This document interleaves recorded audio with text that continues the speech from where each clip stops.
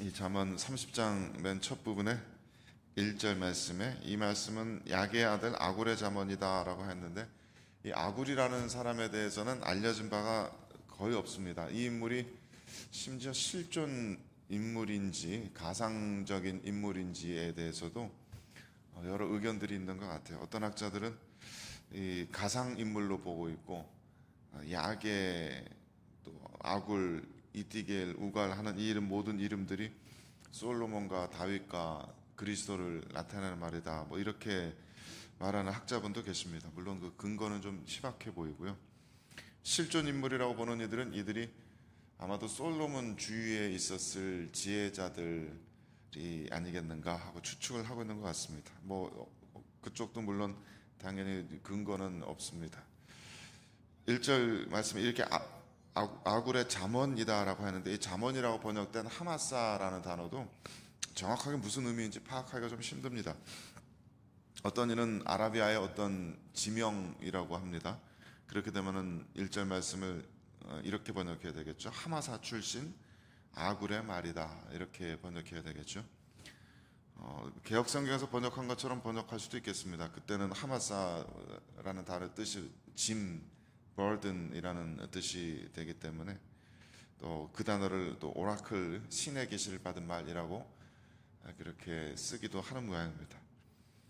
그래서 전체적으로 이 잠언 30장 글은 그래서 누가 썼다는 얘기인지, 어떤 컨텍스트에서 쓴 글인지 그것도 잘 파악하기 힘든 데다가, 오늘도 말씀 읽었지만 이 글의 내용을 이해하는 것조차 쉽지가 않습니다. 어떤 메시지를 담고 있는지 파악하기가 쉽지 않습니다.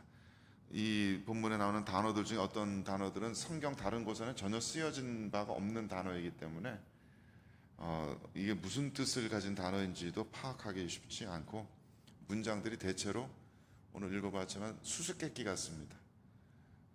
굉장히 난해한 문장들이 많아서 기자가 전하고자 하는 메시지가 무엇인가 파악하기가 쉽지는 않습니다. 예를 들어서 15절 16절에 거머리에게는 두 딸이 있어 다오 give 거머리가 그렇게 한다 라고 했는데, 우리말로 거머리라고 번역되지만 이 알루카라고 하는 이 단어가 성경에 다른 데 쓰여져 있지는 않습니다. 단 한 번 여기에만 등장한 단어라서 그 정확한 의미를 모르겠습니다. 문맥상으로 보면 이렇게 거머리같이 만족할 줄 모르고 계속 피를 빨아먹는 생물에 대한 이야기라고 해석할 수도 있겠지만은, 그렇다면 왜 이 알루카에게 두 딸이 있다고 하는 건지 아주 수수께끼 같은 얘기죠. 원래 거머리, 지렁이 같이 생긴 이 거머리 앞뒤로 빨판이 달려 있어서 앞쪽은 입이고 뒤쪽은 항문이라고 하는데, 그것을 얘기하는 건가? 왜 딸이라는 단어를 썼는가? 좀 이상합니다. 거머리라고 맞게 번역이 된 거라면은 그 전체적인 문맥은 탐욕에 대한 이야기처럼 보입니다. 도무지 만족할 줄 모르고 계속해서 끝없이 요구하는, 탐욕을 부리는 그런 것들이 몇 개 있다. 스올, 즉 죽음은 모든 것을 삼키고도 계속해서 만족할 줄 모르고 계속해서 받기만 한다. 아무것도 만들어내지 못한다. 아이를 배지 못하는 여인도 그 절박한 욕심에 포기할 줄 모르고 계속해서 욕심을 부린다. 또 땅에 물을 아무리 부어도, 또 불에 장작을 아무리 떼도 만족하고 그치질 않고 계속해서 또 요구한다. 이런 얘기 같아요. 그래서 하지만 문장 자체만 보면 여기 어떤 도덕적인 교훈도 없습니다. 한마디도 하고 있지 않습니다. 그래서 끝없이 계속되고 순환되는 자연의, 또 사람들의 모습에 대한 경탄을 하고 있는 것 같은 그런 문장입니다.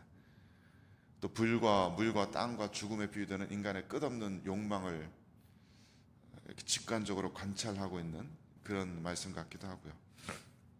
17절 말씀은 또 조금 다릅니다. 아비를 조롱하며 어미 순종하기를 싫어하는 자의 눈은 골짜기 까마귀에게 쪼이고 독수리 새끼에게 먹히리라. 이 말씀은 오히려 너무 직설적이어서 어린아이에게 읽어주는 도덕책 같은 느낌이어서 좀 당황스럽죠. 마치 옛날에 우는 아기들에게 겁주려고 자꾸 울면 망태의 할배가 잡아갈 거야 하는 그런 얘기처럼 들립니다. 아비를 조롱하고 어미를 순종하지 않는 자녀의 그 경멸 어린 눈을 골짜기에 까마귀가 쪼아먹을 것이다. 그래서 비참한 죽음을 당하리라 하는 저주의 말씀인데, 성경 말씀 중에 이런 말씀도 있나? 참 진리인 성경 말씀에 들어가는 말씀이 맞나 싶은 생각까지 들 정도로 좀 당황스러운 말씀입니다. 18절 21절 말씀도 재밌습니다. 내가 심히 기이 여기고 깨닫지 못하는 것이 서너시 있다라고 하였어요. 공중에 날아다니는 독수리의 자치, 또 돌 위를 바위 위를 기어다니는 뱀의 자치, 또 바다의 배의 자치, 또 남자 여자의 자치, 이런 얘기하는데, 옛날에 시골 어른들에게 주포낸 자국 남더냐 하는 그런 얘기를 들었던 것 같아요. 꼭 그런 얘기 같습니다. 공중에 날아가는 독수리, 바위에 기어다니는 뱀, 바다의 배도 흔적이 남지 않는 것처럼 남자와 여자가 함께한 자취도 남지 않는다. 그래서 간음한 여인이 나는 악을 행하지 않았다라고 발뺌할 때 그 증거가 없다는 얘기를 해학적으로 유머러스하게 표현한 것 같아요. 사실 많은 죄악들이 그렇죠. 또 간음뿐만 아니더라도 흔적조차 남지 않는 은밀한 죄악들이 꽤 있습니다. 아무리 흉악한 죄악이라도 그저 시간이 흐르면 덮여지고 마는, 그렇게 그냥 잊혀지고 마는 것이라는 것이 이 지혜자의 눈에는 굉장히 기이하게 여겨졌던 것 같습니다. 그래서 그것을 이렇게 유머러스하게 표현한 것 같아요. 21절에서 23절 말씀에도 이렇게 되어 있습니다. 세상을 진동시키며 세상이 견딜 수 없게 하는 것 서너시 있다. 영어가 더 뉘앙스가 나타나지만 under something, 뭐 밑에서는 세상이 이렇게 견딜 수 없이 싫어하고 경노한다라고 하는데, 임금이 된 종 밑에서는 세상이 경노한다, 그렇게 되어 있습니다. 종이 임금된 것, 천한 자가 왕이 되어서 다스리는 것, 혹은 미련한 자가 음식으로 배부른 것, 즉 미련한 자가 갑자기 부자가 되는 것, 그런 사람들 밑에서는 세상이 견디기 힘들어한다. 또 미움받는 여자가 시집간 것과 여종이 주모를 이은 것이라 그랬습니다. 사랑받지 못하는 여인이 시집갔을 때, 혹은 여종이 정실 부인의 자리를 대신하게 될 때 그 집안 사람들이 견디기 힘들어한다라는 얘기입니다. 꼭 우리나라 재미난 판소리 한 대목 듣는 것 같이 유머러스한 이야기로 들립니다. 또 한편으로는 아브라함의 아내 사라와 그 여종 하갈 이야기도 생각나기도 하고 그렇습니다. 무슨 메시지를 담고 있는 건지 잘 모르겠습니다. 24절에서 31절까지의 말씀도 재미납니다. 땅에 작고도 가장 지혜로운 건 넷이 있다라고 하였어요. 여름에 먹을 것을 미리 준비하는 개미가 그렇고, 맹수가 쫓아올 수 없이 바위에 집을 짓는 짐승들이 그렇고, 누가 인도하는 자도 없는데 떼를 지어 몰려다니는 메뚜기가 그렇고, 아무 힘도 없지만 왕궁을 제 집처럼 드나드는 도마뱀이 참 작지만 지혜롭다라고 이렇게 쓰고 있습니다. 그 밑에 보면 거기 아마 좀 대조되는 것 같은데, 그에 반해서 사자나 사냥개나 순염소나 당할 수 없는 왕, 어떤 번역에는 자신의 군대에 둘러싸인 왕이라고 되어 있습니다. 이런 것들은 아주 위풍당당하게 걸어다닌다라고 했습니다. 사람들 사이에 허세 부리는 왕을 이런 짐승들에 비교해서 풍자하고 있는 것이죠. 마지막 32절 33절 말씀에, 만일 내가 미련하여 스스로 높은 채 하였거나 혹 악한 일을 도모하였거든 내 손으로 입을 막으라. 대저 젖을 저으면 엉긴 젖이 되고 코를 비틀면 피가 나는 것 같이 노를 격동하면 다툼이 나면이라 그랬습니다. 이 구절도 명확한 의미를 파악하기 힘듭니다만, 스스로 높은 채 하거나 악한 일을 꾸미게 되더라도 내 손으로 입을 막으라 그랬으니까 입을 손으로 틀어 막아서, 원래 원문은 주먹을 입에 이렇게 돼 있기 때문에 명확하게 파악하기 힘듭니다만, 우리나라 번역같이 이렇게 번역하는 게 맞겠죠.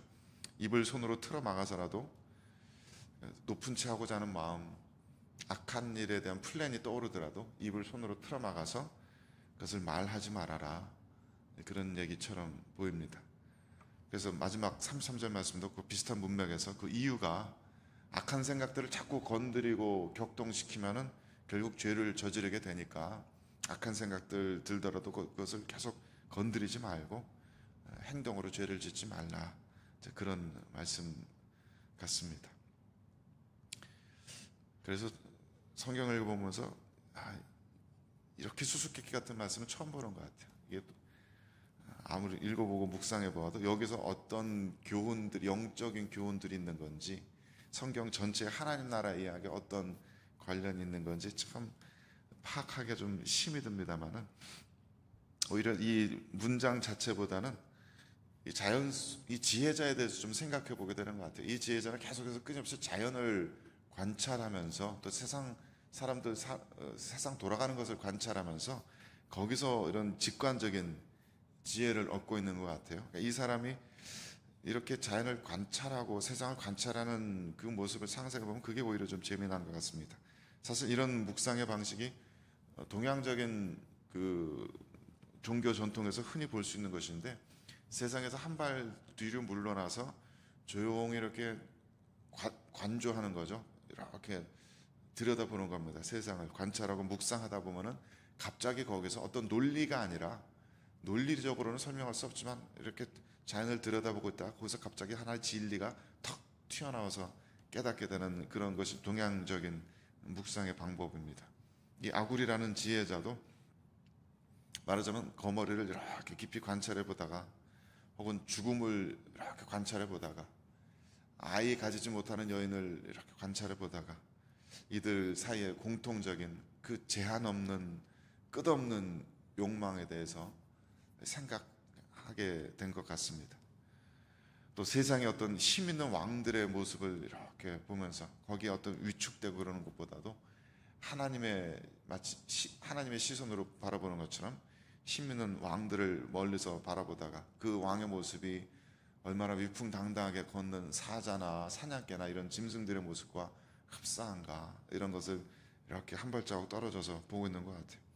또 한편으로는 그런 왕의 허세가 없이도 그냥 한낱 작은 미물에 불과하지만 그 좋다는 왕궁을 제 집처럼 드나드는 도마뱀을 보면서 혼자서 빙긋 웃고 말았을 인생의 권력이라는 것이 얼마나 허망하고 덧없는 것인가, 이런 한낱 미물 짐승도 자유롭게 왕궁을 제 집처럼 사용하고 있지 않은가, 그런 모습 보면서 씩 웃고 있는 그런 지혜자의, 아굴이라는 지혜자의 모습이 떠오르는 것 같습니다.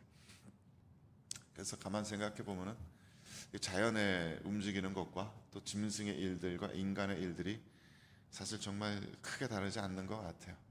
전도서 3장 19절 말씀에도 인생이 당하는 일을 짐승도 당하나니 그들이 당하는 일이 일반이라 하였습니다. 우리들의 삶의 모습도 너무 우리들 스스로의 삶에 몰두해서 살아가다 보면은 스스로의 삶의 의미를 망각하게 될 때가 많이 있죠. 내가 지금 어디쯤에 있는지, 내가 무엇을 하고 있는지 잊어버릴 때도 있습니다. 때로는 이렇게 이런 지혜자처럼 한 발자국 떨어질 필요가 있습니다. 어깨에 힘을 빼고 나의 지나온 삶을 조용히 관조하고, 또 지금 나의 삶의 모습, 세상의 모습을 조용히 관조하고 묵상해야 될 그런 필요들도 있을 것입니다.